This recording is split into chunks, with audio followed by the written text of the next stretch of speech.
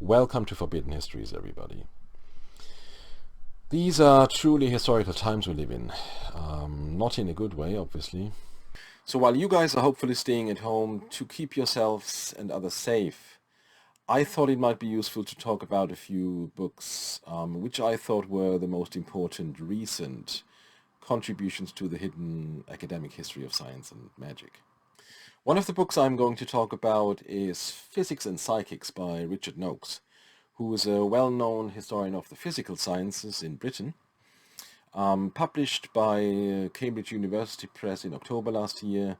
This is a rather groundbreaking study of hidden continuities of experimental approaches to the occult in modern British physics. Another book which I will introduce and which I also think is pretty much indispensable is The Decline of Magic by Michael Hunter. And this was published by Yale University Press just a couple of months ago. Michael Hunter is the preeminent historian of the early Royal Society in London, and also the leading biographer of Robert Boyle, who is one of the founders of modern experimental science. And here's a little spoiler alert about Michael Hunter's The Decline of Magic.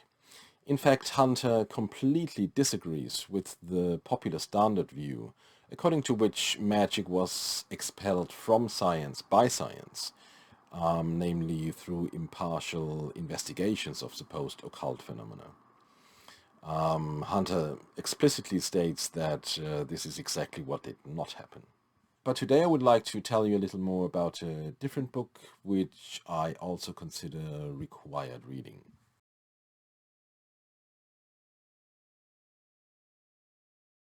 The Myth of Disenchantment, Magic, Modernity and the Birth of the Human Sciences, which was published by the University of Chicago Press in 2017.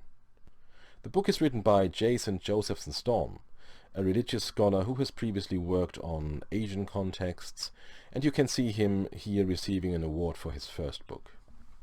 Last year I reviewed the book for the journal History of the Human Sciences. I will put a link to the full review in the description box. Today I will just touch upon a few points which I also addressed in the published review. Coming from religious studies rather than the history of science, Jason is still very well informed about the state of the art in the history of science and magic. Also, if you guys think that religious studies is a discipline that might be a little bit like theology, in that researchers are more or less required to believe in religion, that's not the case. It's also worth noting that training in religious studies is very much grounded in the assumption that there is no magic and that the world truly is disenchanted. One of the questions that's of course very rarely raised by religious scholars is how this assumption, this naturalistic assumption, came to occupy such a fundamental place in religious studies, as well as in fact practically all of the humanities and the human sciences. What I think sets the book apart from many other historical studies is that it really tries to make sense of these continuities. Josephson-Storm clearly doesn't write as an advocate of belief in magic, but at the end of his book he reveals a rather interesting personal motivation for his work. In fact, Jason is a grandson of the well-known anthropologist Felicitas Goodman, who was not just a researcher of magical practices, but a rather active practitioner of shamanism herself.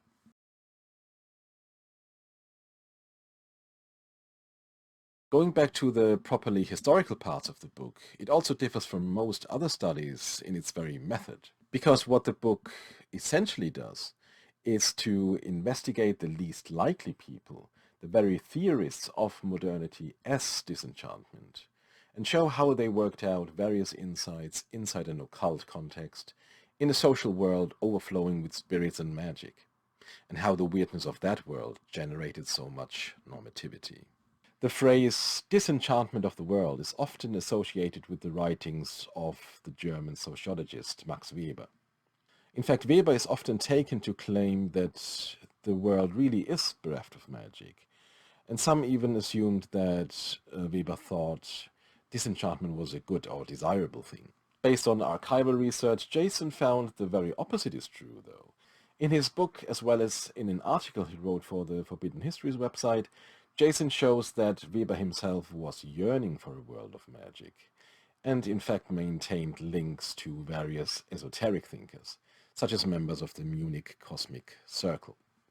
And of course you can find a link to Jason's Forbidden Histories article in the description box. If there's one thing the myth of disenchantment clearly demonstrates, is that foundational scholars of the modern human sciences, like Max Müller in religious studies, Max Weber in sociology, and Edward B. Tyler and James Fraser in anthropology, systematically grappled with revivals of magical traditions and large-scale occult movements such as spiritualism and theosophy. And this they did not as champions of so-called scientific materialism, but on the basis of sustained and often sympathetic studies of occult ideas, as well as a genuine reverence for properly mystical traditions. The book's ingenious method, namely to look for magic in the most unlikely places, is also brought to fruition in a reconstruction of a known enemy of religion and holistic thought, Sigmund Freud's growing belief in telepathy. Perhaps even more baffling than the case of Freud is Jason's reminder of the fact that even certain members of the positivist Vienna Circle were actively involved in parapsychological research. In apparent contradiction with common portrayals of Hans Hahn, Rudolf Carnap and Moritz Schlick as modern undertakers of metaphysics in the philosophy of science, these leading members of the Vienna Circle in fact shared a genuine curiosity for the empirical occult, including alleged poltergeist phenomena. Finally, the introduction of left-leaning and Jewish occult thinkers is again consistent with the already mentioned sociological findings presented in chapter 1 of the book. In fact, again contrary to popular views, it seems that belief in the occult has never been a clear-cut indicator of post-truth mentalities, which are so typical of right-wing politics.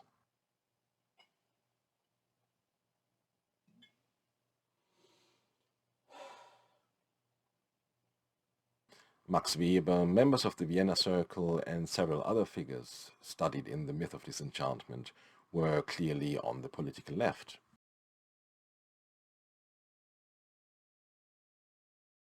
To use a rather extreme example from the immediate present, just think of self-proclaimed feminist witches orchestrating magical rituals and spells to stop Trump from causing even more damage.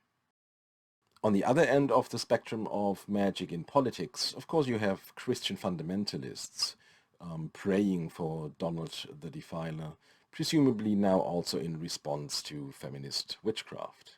And this last example also helps us understand some of the ways by which magic has persisted, even though it has been hidden in rather plain sight.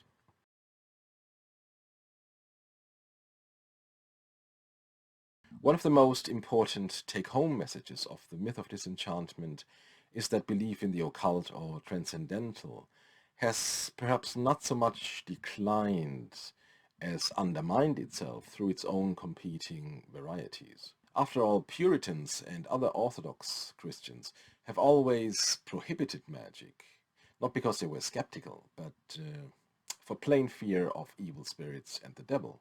Of course, no book on this planet is absolutely flawless, and I pointed out what I thought were some rather minor problems in the published version of my review. But overall, I do think that The Myth of Disenchantment is required reading for anybody who really wants to understand the persistence of magic, at least in parts of Western academic mainstream culture.